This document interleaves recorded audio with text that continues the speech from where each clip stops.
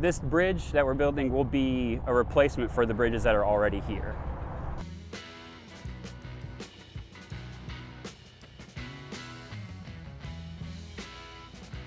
We are placing concrete for the approach slab, the last kind of big block of concrete leading up to the new bridge.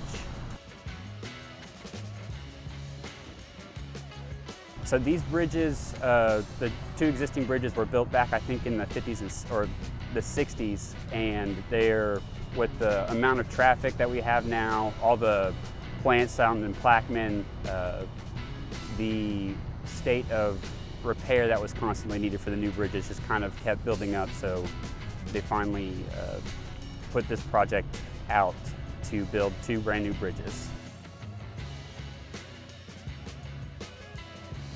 If it has been impacted, it's been very minimal with just either equipment coming in or out of the project. All of our closures have been at night to reduce any effect on traffic during the day. But we've been trying as best as possible to make sure that everybody in the morning and afternoon is not impacted by the work we're doing here.